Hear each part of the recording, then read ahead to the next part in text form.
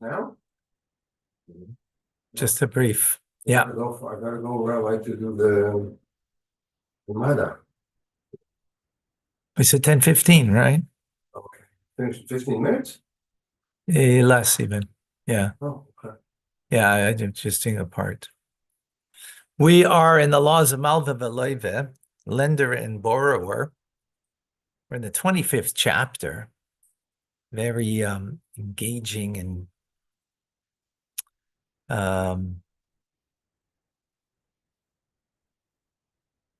and detailed laws. So the following laws apply.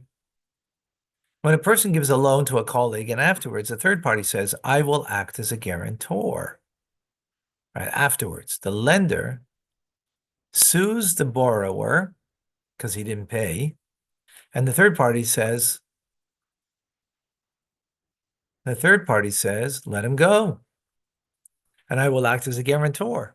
Or the lender was strangling the borrower, right?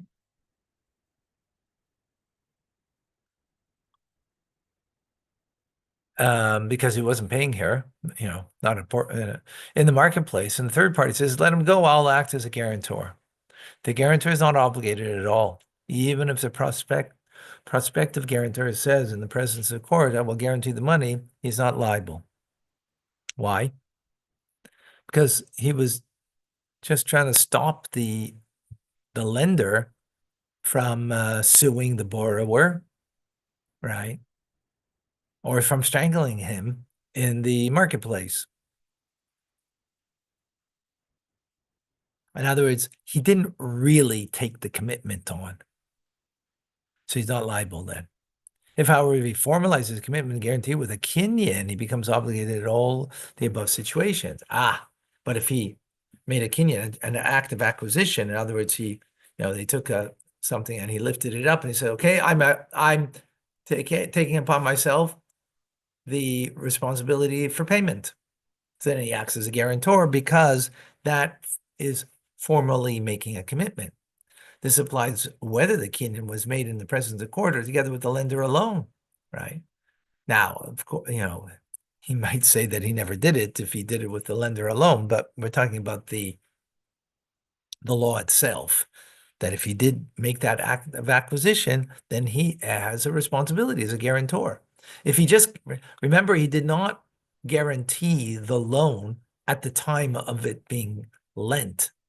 He only later came because he saw that the borrower was either being hurt or he was he was harassing him for his money back, or he's suing him in court. I mean, no, not harassing, but suing him in court. So he wanted to stop that. So he did that only to stop the situation, but not to really take responsibility. But if he makes an act of acquisition, then he's responsible. Halacha 2. If, however, the guarantor told the lender, if the guarantor told the lender when the money was being given, lend him. Now it's when it's being done. Lend him and I will be a guarantor. He becomes responsible in such a situation. A kinyan is not necessary, right? Because it's done at the time of the loan. So then we accept that as a responsibility he's taking upon himself. Simply, if the court appointed him a guarantor, he becomes liable even though he did not affirm the commitment with a kinyan.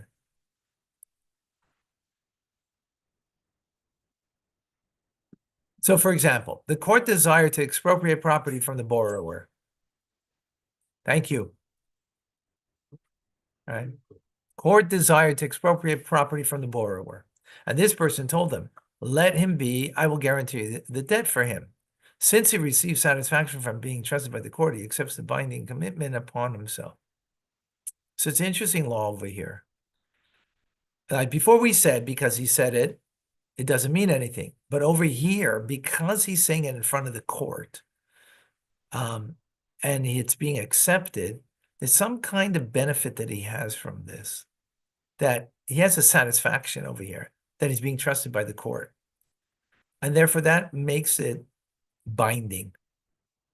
In the previous case, he had nothing, there was nothing that created a commitment unless he made an active acquisition, right? He picked up an article and said, okay, I'm taking responsibility.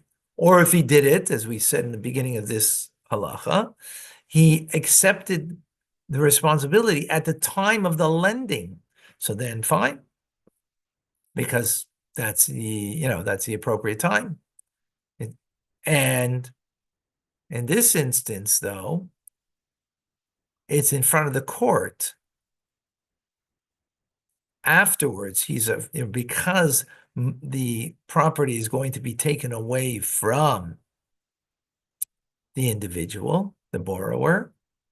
So the fact that in front of a court that there is some kind of satisfaction he has, that that the court deems this person a reliable individual,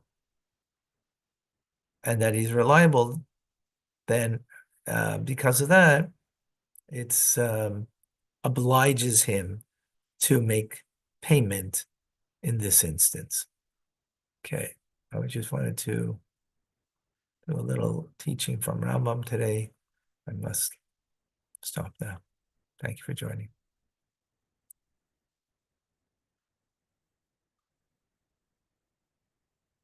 All right. Have a wonderful day.